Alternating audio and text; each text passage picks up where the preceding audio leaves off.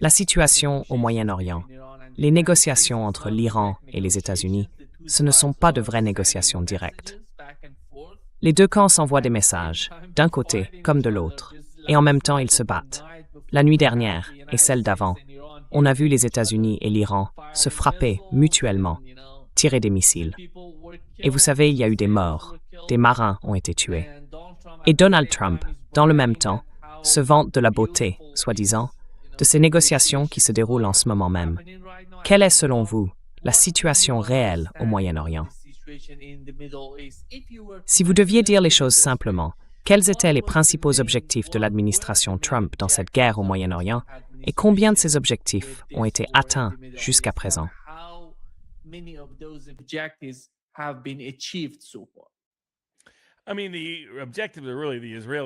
Je veux dire, les objectifs, en réalité, ce sont les objectifs israéliens déguisés en objectifs américains.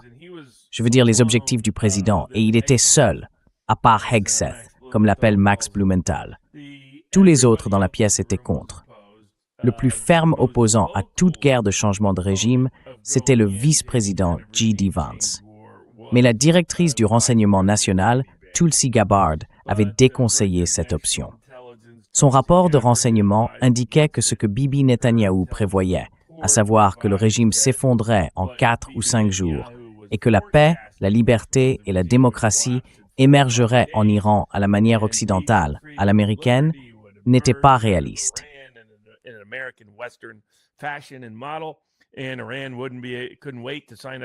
Et l'Iran, soi-disant, n'attendait qu'une chose, signer les accords d'Abraham et exécuter les ordres de l'Amérique, façon Shah en 1978. Mais le rapport des services de renseignement disait clairement que rien de tout ça n'allait se produire. Probablement même l'inverse. Le régime deviendrait encore plus dur et il y aurait un effet de ralliement autour du drapeau. Joe Kent, le chef de la lutte antiterroriste, avait donné le même avis. Il l'avait déjà dit l'été d'avant, quand tout cela était encore à l'étude. Le Pentagone, lui aussi, avait prévenu que les objectifs militaires recherchés par le président avaient peu de chances d'être atteints. À ce moment-là, ces objectifs reprenaient en gros la liste israélienne. Que l'Iran n'ait aucune capacité nucléaire et qu'il y ait un changement complet de régime à Téhéran.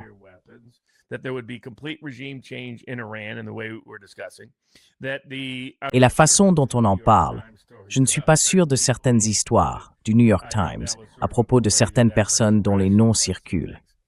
Je pense que c'était plutôt une tentative tardive de justifier certaines choses. Peut-être que c'était d'autres initiés qu'il a, d'une manière ou d'une autre, éliminés par accident.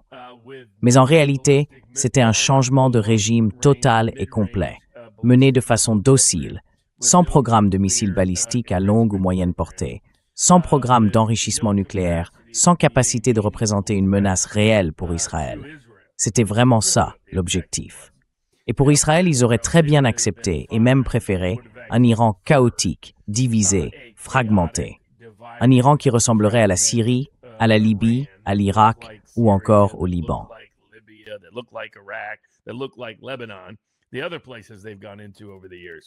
Les autres endroits où ils sont intervenus au fil des années, ou bien où ils ont fait intervenir les États-Unis à leur place.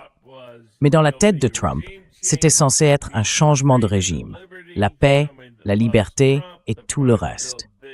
Quelqu'un qui adore Trump construirait sans doute d'immenses statues dorées de lui au centre de Téhéran, un peu comme il imagine qu'on fera pour lui à Caracas, au Venezuela, un de ces jours, et comme il le fait déjà lui-même dans sa propre bibliothèque présidentielle.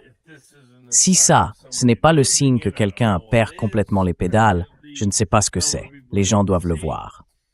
Donc voilà, ça c'était la version officielle des objectifs. Officieusement, c'était surtout les objectifs iraniens et israéliens.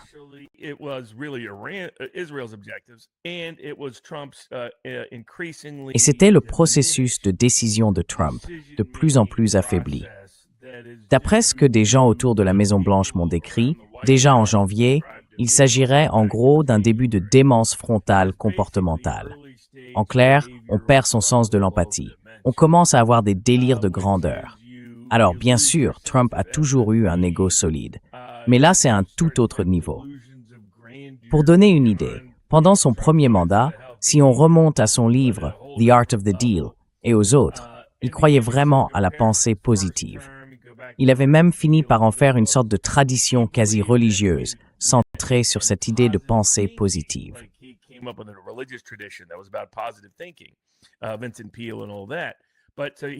Vincent Peale et tout ça. Mais il disait toujours, il faut s'attendre au meilleur, tout en se préparant au pire. Donc c'était toujours ancré dans un réalisme très dur. Trump disait souvent, tout ce qu'on peut espérer d'une guerre au Moyen-Orient, c'est du sang et du sable. Et au final, on verse beaucoup de sang pour un peu de sable. C'était lui ça, un grand sceptique de tous les conflits au Moyen-Orient.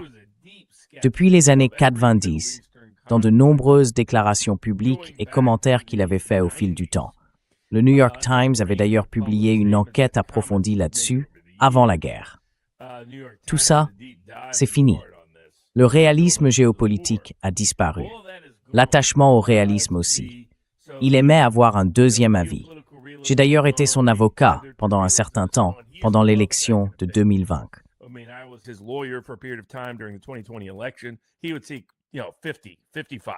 Il cherchait, tu sais, 50, 55 avis.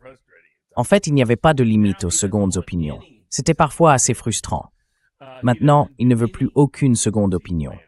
Il ne fait plus de plan de secours. En réalité, il ne veut même plus entendre quoi que ce soit qui pourrait le contrarier émotionnellement. Sa propre chef de cabinet, Susie Wiles, disait déjà à l'automne et au début de l'hiver, « Ne partagez pas d'informations avec le président s'il risque de mal réagir émotionnellement. » C'est comme ça qu'on en est arrivé là. Le lobby pro-israélien l'a compris avant beaucoup d'autres. C'est pour ça qu'ils ont fait venir Bibi en février, à un moment où Vance d'ailleurs était en déplacement. Il était en Arménie, en Azerbaïdjan, dans le Caucase. Et c'est à ce moment-là qu'ils en ont profité, parce que l'état émotionnel déclinant de Trump le pousse sans cesse à se raconter des histoires.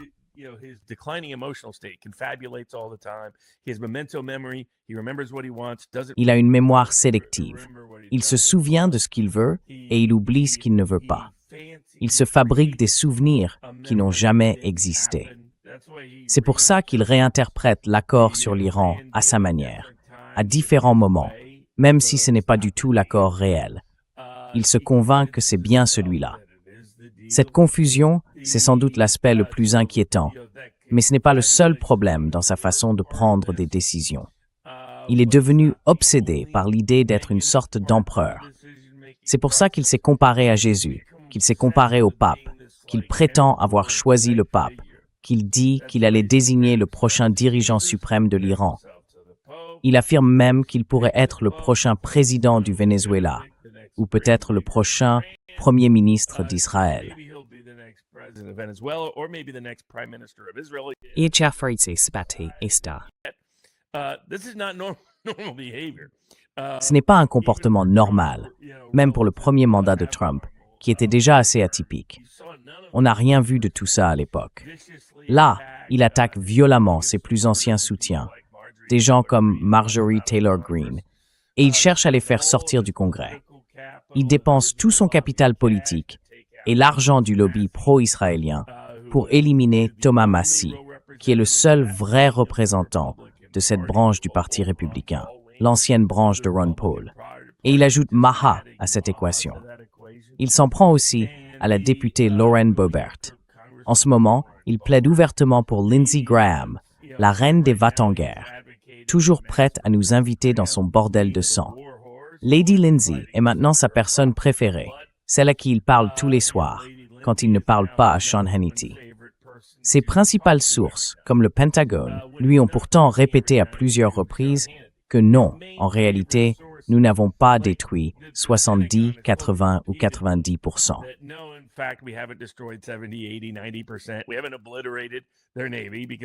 Nous n'avons pas anéanti 70% de leur marine, parce que leur vraie marine, ce sont les bateaux, les torpilles, les drones et les petits sous-marins.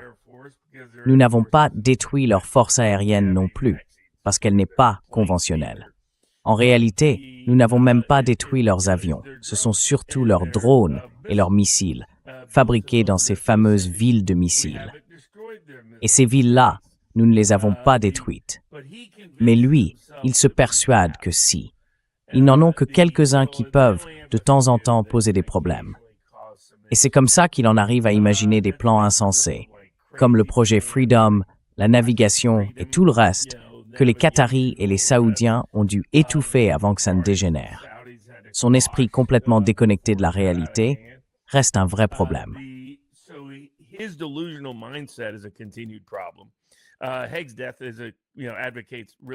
Les partisans des idées de Haig défendent vraiment des trucs insensés. Mais tous les autres, le général Kane, l'amiral Cooper et d'autres dans la chaîne de commandement militaire, n'avaient absolument pas l'intention d'exécuter son plan de destruction de la civilisation avec l'Iran, et ils le lui ont clairement dit. Ils comptaient redéfinir la liste pour qu'elle ne contienne que des infrastructures à double usage réel, comme l'exige la loi américaine, afin que ce soit juste légal, sans parler des normes internationales et tout le reste. En gros, pour éviter que ce soit un crime de guerre, ce qui est aussi une infraction aux États-Unis. Donc, il a été conseillé sur tout ça. Mais à tout moment, il ne veut surtout pas ressembler à Obama, parce qu'Obama avait conclu un grand accord avec le JCPOA et faisait semblant qu'il y avait dedans des choses qui n'y étaient pas, et ainsi de suite. Du coup, il a peur de tout accord qui donnerait de l'argent à l'Iran, ou de tout accord qui pourrait leur permettre d'enrichir de l'uranium.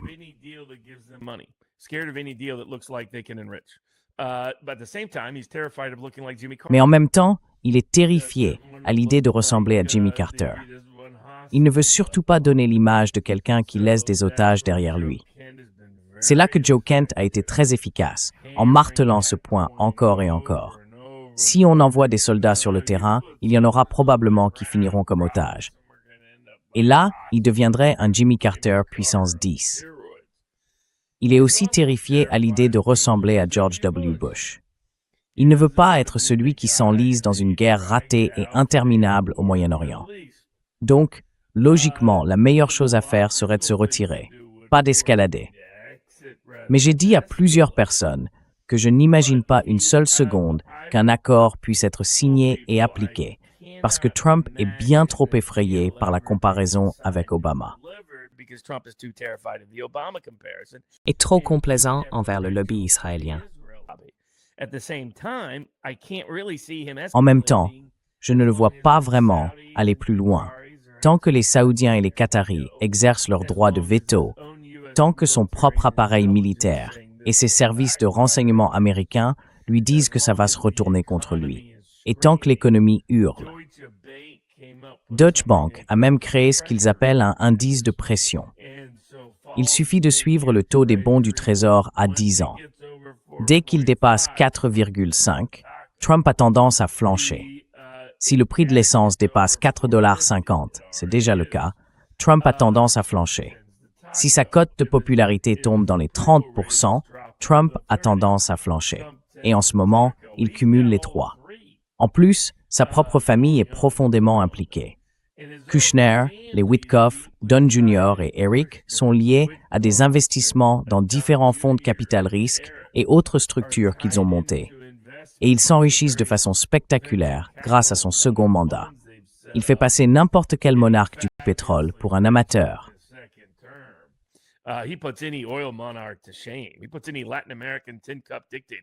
Il fait passer n'importe quel dictateur latino-américain de pacotille pour un amateur et n'importe quel oligarque d'Europe de l'Est pour un petit joueur. Personne ne rivalise avec la somme que Trump a ajoutée. Plus d'argent à la fortune de sa famille et de ses amis que tous les présidents avant et après leur mandat réunis en seulement un an. Une grande partie de ça est liée au Moyen-Orient. Et si les Saoudiens se retrouvent vraiment en difficulté, ses propres finances, celles de sa famille, seraient mises en danger.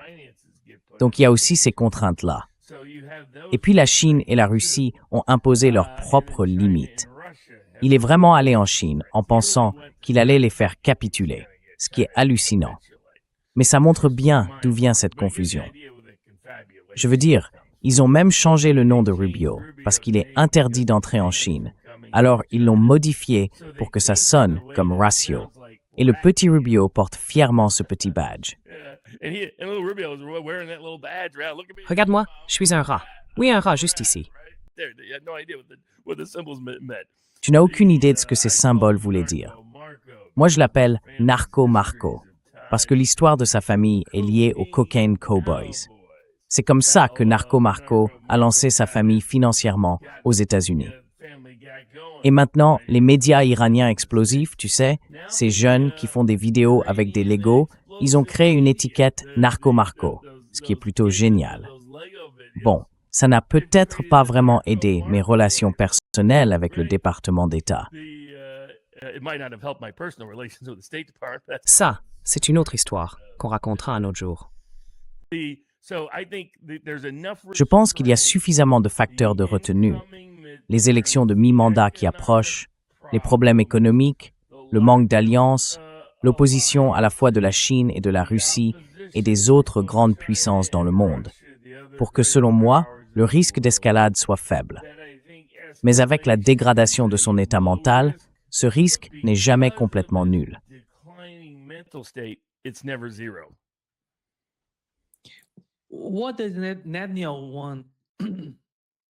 Qu'est-ce que Netanyahou veut de Donald Trump?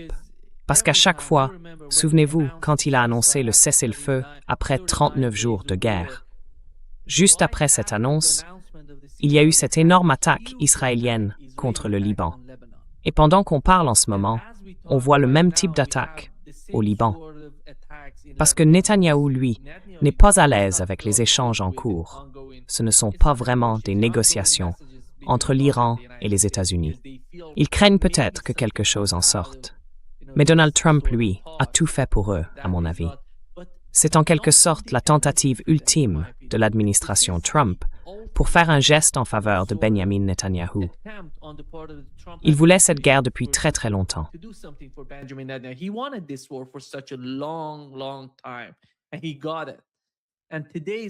Et il l'a obtenu. Et l'Israël d'aujourd'hui n'a plus rien à voir avec ce qu'il était avant le début de cette guerre, que ce soit sur le plan militaire, politique ou géopolitique. Vous savez, avant le 7 octobre, il y avait encore les accords d'Abraham, qui tenaient plus ou moins, mais ce n'est plus le cas aujourd'hui. Et il n'y a plus rien que l'administration Trump puisse faire pour Israël. Je ne comprends pas pourquoi il insiste autant sur la présence américaine au Moyen-Orient. Ce n'est pas seulement Benjamin Netanyahou, on a aussi Lindsey Graham, comme vous l'avez mentionné. Lindsey Graham dit que ce serait catastrophique pour Israël si Donald Trump quittait la région dans les conditions qu'on observe en ce moment. Et selon vous, qu'est-ce qu'il peut faire?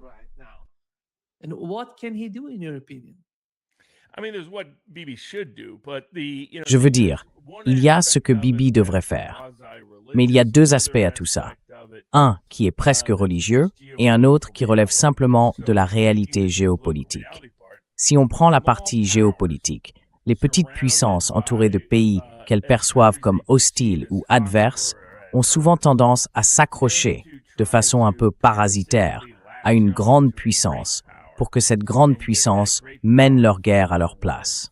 Elles ont aussi tendance à être expansionnistes dans leur esprit au nom de la défense. Et donc, c'est un risque qu'on retrouve avec n'importe quelle petite puissance, comme Israël, dès le départ, simplement d'après l'histoire géopolitique. Le deuxième aspect, c'est le projet du Grand Israël, qui a été une obsession d'une certaine branche du sionisme, pas toujours la branche dominante, mais celle qui l'est aujourd'hui sous Bibi Netanyahou.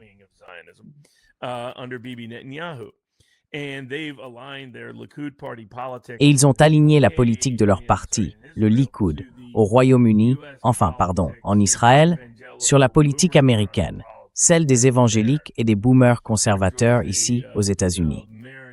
C'était une alliance de convenance, conclue pour des raisons politiques à la fin des années 70. Mais aujourd'hui, elle est en train de mourir aux États-Unis. Israël est en train d'épuiser tout son capital politique. On le voit par exemple dans cette petite élection dans le Kentucky, celle de Thomas Massie. C'est très clair, ils ont dû dépenser plus d'argent que jamais pour battre un membre du Congrès. Et il n'a perdu que de 5 points. Il a obtenu 45% des voix. Donc il leur a fallu absolument tout ce qu'ils pouvaient mobiliser. Ils allaient même jusqu'à faire pression sur plusieurs groupes pour qu'ils se taisent à propos de Massey. Turning Point, où le député préféré de Charlie Kirk était Thomas Massey, a choisi de se taire, voire de lui tirer dessus, à cause du chantage et des pressions d'extorsion qu'il subissait de la part du lobby israélien. Toute une série d'autres influenceurs qu'il avait longtemps soutenus, des gens comme Matt Walsh et Michael Knowles du Daily Wire, se sont tus eux aussi, alors que Massey était l'un de leurs élus préférés. Donc, on avait un large éventail de gens dans ce cas. Et puis, il y a eu toutes les pressions politiques locales. La députée Boebert lui apporte son soutien et le président Trump la menace, alors qu'elle est, disons, l'une de ses plus anciennes alliées à la Chambre des représentants. Alors pourquoi ont-ils dû faire ça? Pourquoi ont-ils dû dépenser autant de capital politique pour une primaire républicaine fermée? Souvent, quand la majorité des électeurs sont des conservateurs baby-boomers, on va leur dire qu'ils doivent voter contre Massey pour Jésus, le dimanche, juste avant le jour de l'élection.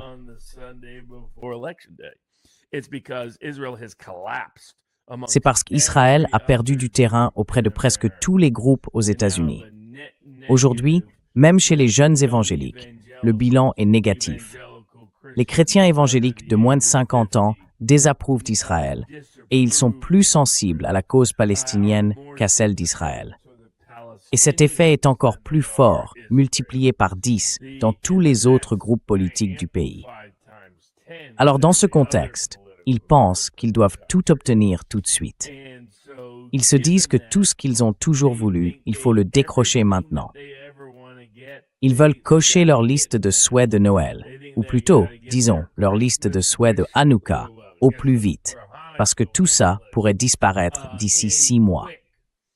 Si les démocrates reprennent la Chambre et le Sénat, et que Trump se retrouve avec plusieurs procédures de destitution, est-ce qu'il pourra vraiment mener une guerre contre l'Iran en décembre ou en janvier? J'en doute. Il aura déjà bien du mal à simplement survivre à cette destitution. Le risque de destitution sera élevé quand sa base découvrira ce que Glenn Greenwald leur a récemment expliqué: l'ampleur, l'étendue et la gravité de la corruption. C'est l'administration la plus corrompue et la plus intéressée de toute l'histoire américaine. Et ça veut dire quelque chose quand on parle des présidents et des politiciens américains.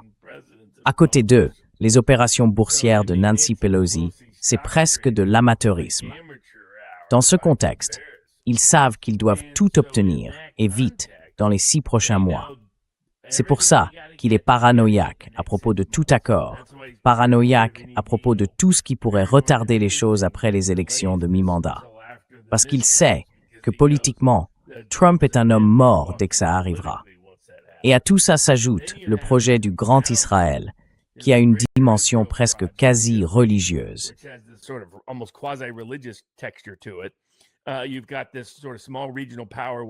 On a cette petite puissance régionale qui veut étendre ses frontières et se nourrir, d'une certaine façon, d'une grande puissance pour y parvenir, parce qu'elle ne peut pas le faire seule.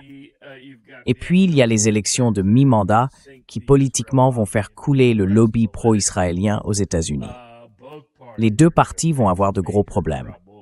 Ma prévision pour 2028, c'est que le candidat démocrate le plus perçu comme anti-israélien, un peu comme le candidat républicain en 2016 qui était le plus anti-immigration, sera celui qui obtiendra l'investiture. Le candidat démocrate considéré comme le plus opposé à Israël sera le prochain candidat à la présidentielle. Et ça met une pression maximale pour faire avancer les choses le plus vite possible, sans aucun retard, dans l'esprit israélien.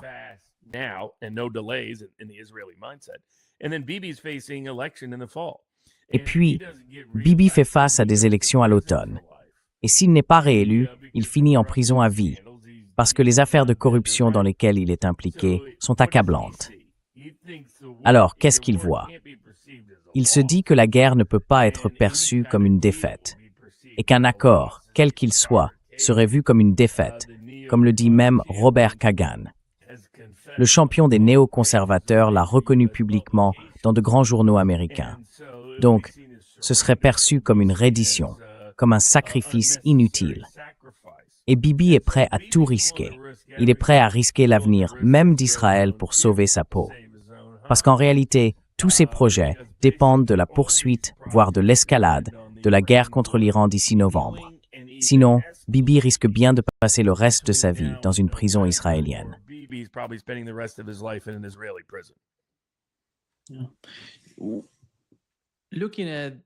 Oui, si on regarde la situation aux États-Unis, la politique intérieure, à votre avis, dans les négociations, la manière dont Donald Trump agit, on sait qu'il veut sortir du conflit au Moyen-Orient. Il le veut vraiment. Mais dans quelle mesure ce qu'il a en tête vient de la politique intérieure américaine? Et dans quelle mesure ça vient de la réalité de la guerre au Moyen-Orient? J'ai l'impression qu'il se sent pris au piège dans quelque chose de très dangereux, plus en plus dangereux pour lui.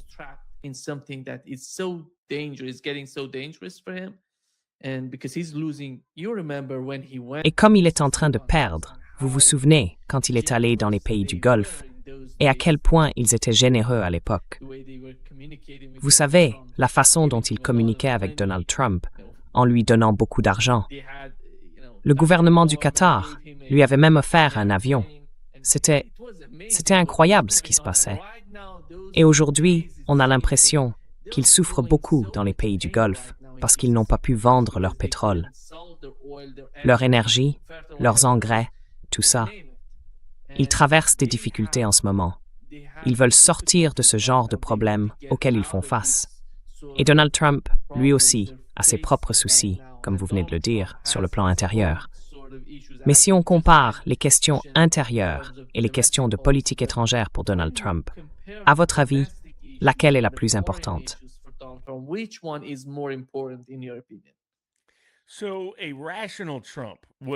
Un Trump rationnel verrait que la crise actuelle en Iran est en train d'écraser sa coalition, de la diviser et de la fracturer d'une manière dont il sera peut-être très difficile de se remettre. Et en même temps, cela fait plonger l'économie américaine. Le moral des consommateurs aux États-Unis est au plus bas jamais enregistré. Si on regarde les électeurs indépendants et les classes populaires, c'est pire que jamais pour ces deux groupes. Tout ça joue sur les élections de mi-mandat, où il a les taux d'approbation les plus faibles jamais mesurés sur des sujets comme l'économie et le coût de la vie. Dans ce contexte, la réaction rationnelle serait de se retirer le plus vite possible, en limitant autant que possible les dégâts à long terme.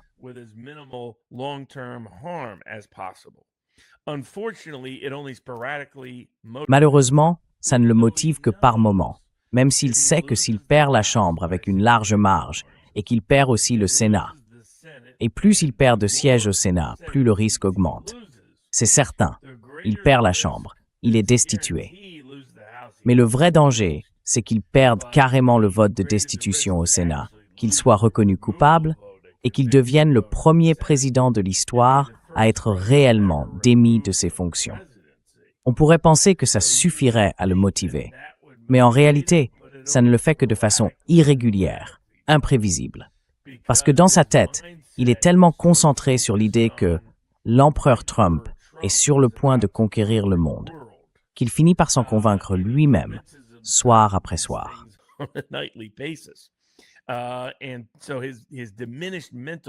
Et donc, c'est à cause de son état mental affaibli qu'on voit ces réactions irrationnelles. Parce que tu as raison, il y a un intérêt personnel rationnel à se dire « sors de là tout de suite » et de temps en temps, il s'en rend compte. Mais ensuite, il retombe dans cette idée du genre « je parie que si on faisait ça, tout irait bien et je redeviendrais un héros ». Et il n'arrive pas à sortir de ce piège mental. Chaque soir, il écoute et parle à Sean Hannity. Il parle souvent à Rupert Murdoch, même s'il est en train de le poursuivre en justice, ce qui est assez ironique. Et il discute aussi avec des gens comme Laura Loomer. Franchement, cette fille, elle doit déjà être bonne pour l'asile.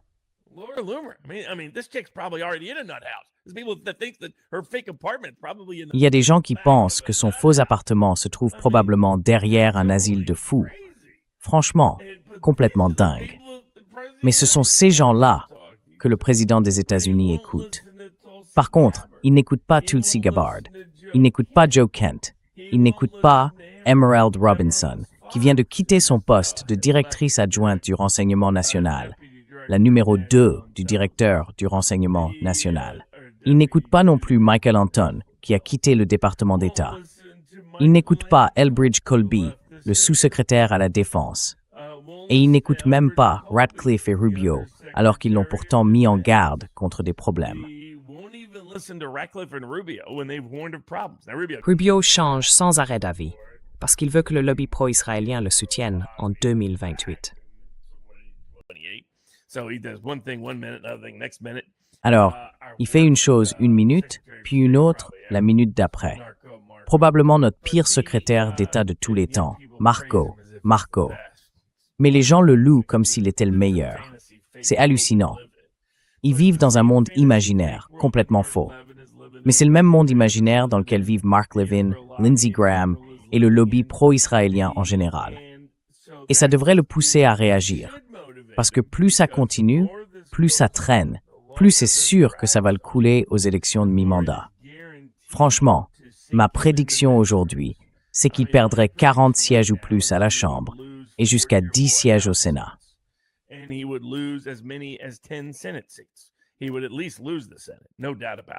Il perdrait au moins le Sénat, ça ne fait aucun doute. Mais il pourrait perdre encore plus de sièges au Sénat, même dans des États que personne ne pensait disputer, comme le Texas, la Floride, le Nebraska ou le Montana. Le Kansas pourrait soudainement devenir compétitif. Le Mississippi aussi pourrait apparaître comme un État serré le soir de l'élection, vu la tendance actuelle. Et alors, oubliez l'Ohio, l'Iowa, le Maine ou encore la Caroline du Nord, le Michigan ou la Géorgie, sur lesquels il comptait. Dans ce contexte, il est dans une situation vraiment grave, très sérieuse. Mais il ne s'en rend pas compte de façon constante, pour deux raisons. D'abord à cause de sa confusion et de son état mental affaibli, et ensuite à cause de la peur qu'ont les gens de lui transmettre de mauvaises nouvelles, parce qu'ils s'emportent violemment contre eux quand ils le font.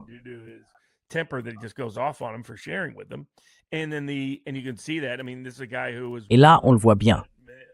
Je veux dire, c'est un homme qui a accepté que Marjorie Taylor Greene, sa plus ancienne alliée à la Chambre, reçoive des menaces de mort, et il lui a même dit que ce serait de sa faute si son propre fils mourait à cause des menaces que le président des États-Unis avait déclenchées contre sa famille. Ça montre à quel point il est affaibli mentalement. On a déjà vu des signes de ce genre, évidemment, avec Joe Biden. Ronald Reagan montrait les premiers signes de la maladie d'Alzheimer à la fin de sa présidence. Woodrow Wilson, lui, n'était même plus vraiment président pendant les 6 derniers mois. C'est sa femme qui dirigeait la Maison-Blanche. Mais jamais à un tel niveau de dangerosité. Là, c'est comme si le docteur Folamour prenait vie.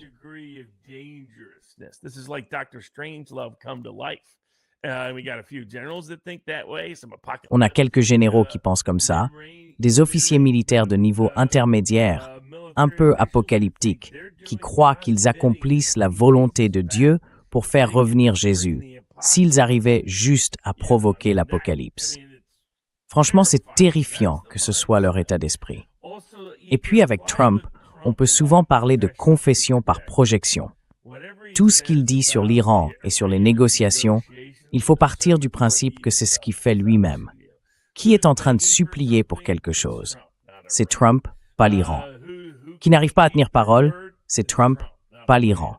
Tous ces éléments-là comptent. Mais son état mental affaibli rend très difficile le choix le plus évident et le plus rationnel, celui de se retirer. Le principal frein à l'escalade, c'est encore son propre Pentagone, ses propres services de renseignement, son vice-président et tous ses alliés dans le Golfe, sauf les Émirats, qui, eux, sont complètement fous.